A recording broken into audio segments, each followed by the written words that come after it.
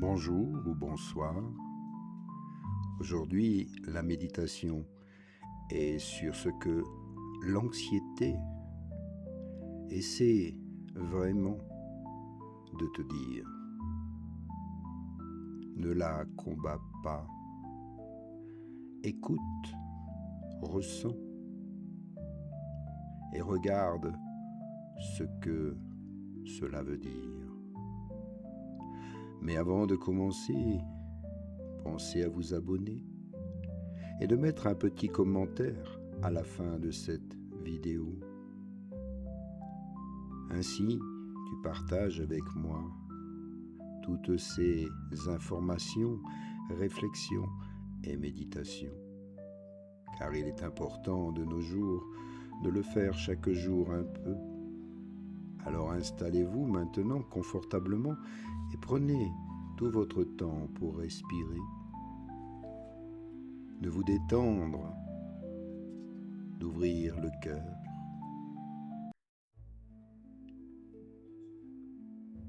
Et maintenant tu connais peut-être ce sentiment, ce serrement dans ta poitrine, cette pensée qui arrive sans prévenir, cette certitude soudaine que quelque chose va mal se passer, sans même pouvoir dire exactement quoi. Peut-être que ça arrive le matin avant même de te lever, ou peut-être que ça arrive au milieu de la journée ou dans un moment ordinaire, lors d'une réunion, un repas, une conversation, et tu ne sais pas pourquoi. Tu appelles ça de l'anxiété, et depuis des années tu cherches à t'en débarrasser. Tu respires, tu médites, tu te distrais. Tu te répètes que tout va bien, et pourtant cela revient. Voilà ce que personne ne t'a dit. Ton anxiété n'est pas ton ennemi. Et dans cette vidéo, tu vas comprendre quelque chose d'étrange. Plus tu combats ton anxiété, plus elle grandit. Et quand tu arrêtes enfin de la voir comme un ennemi à vaincre, quelque chose change.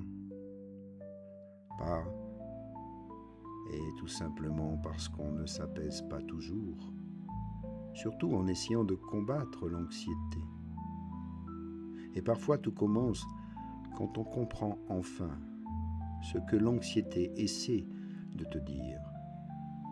Et elle essaie de te dire quelque chose d'important, quelque chose que tu refuses d'entendre depuis trop longtemps.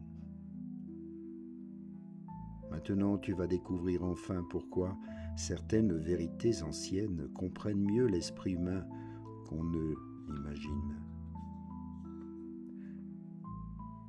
Écoute l'histoire de l'archer et de la peur du résultat.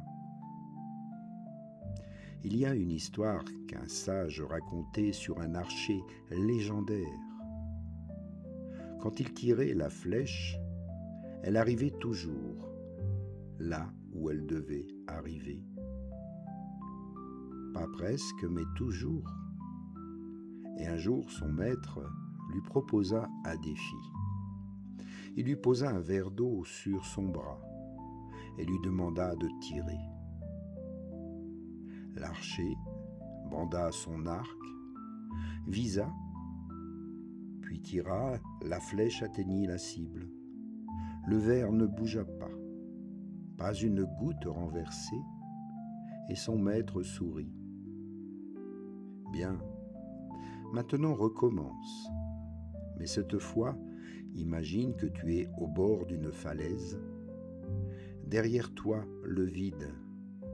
Un seul faux mouvement et tu tombes. L'archer banda son arc à nouveau, mais quelque chose avait changé. Ses mains tremblaient légèrement. Sa respiration était moins stable.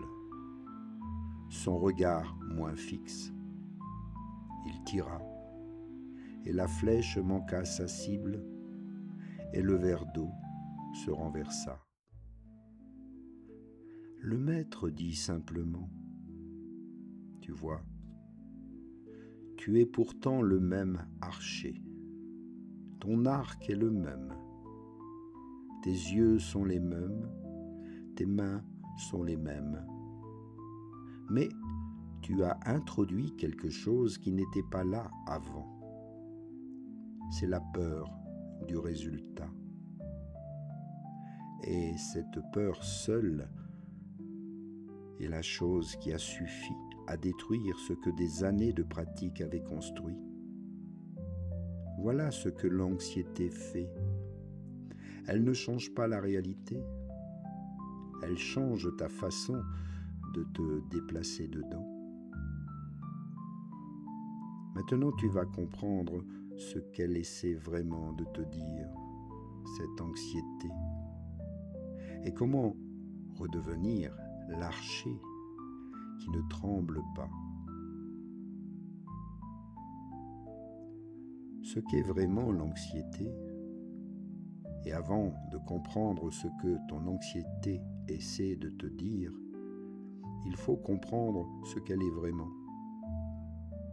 Parce que l'on ne t'a pas appris qui elle est, ce qu'elle est réellement. La plupart des gens pensent que l'anxiété est un problème, un dysfonctionnement, une erreur du système, quelque chose à corriger, à supprimer, à vaincre. Lao Tzu pensait exactement le contraire. Il observait que les êtres vivants, les arbres, les animaux, les rivières, n'ont pas d'anxiété. Pas parce qu'ils sont stupides, parce qu'ils vivent en accord avec leur nature. L'arbre ne s'inquiète pas de savoir s'il pousse assez vite. La rivière ne s'angoisse pas de savoir si elle prend le bon chemin. L'oiseau ne rumine pas sur sa manière de voler et de ce qui aurait pu se passer différemment. Ils font ce qu'ils sont, complètement, sans résistance. Et Lao Tzu observait que les êtres humains, avec toute leur intelligence, avaient développé une capacité unique, la capacité de vivre en dehors de leur propre nature, d'être souvent quelqu'un d'autre, de vouloir quelque chose d'autre, d'être ailleurs que là où ils sont. Et l'anxiété, selon lui, c'est le signal que cette distance est devenue bien trop grande. Ce n'est pas une maladie, c'est une information. Le signal que quelque chose en toi, quelque chose de fondamental, n'est pas en accord avec la vie que tu mènes. Ton anxiété ne détruit pas la vie, elle révèle l'endroit exact où tu t'abandonnes toi-même. Le guerrier faible combat son anxiété et puis s'épuise. Le guerrier lucide commence à écouter ce que l'anxiété lui dit. Et le maître, lui, sait que l'anxiété n'est jamais le problème. Elle pointe toujours vers le véritable problème de ce qui est réel.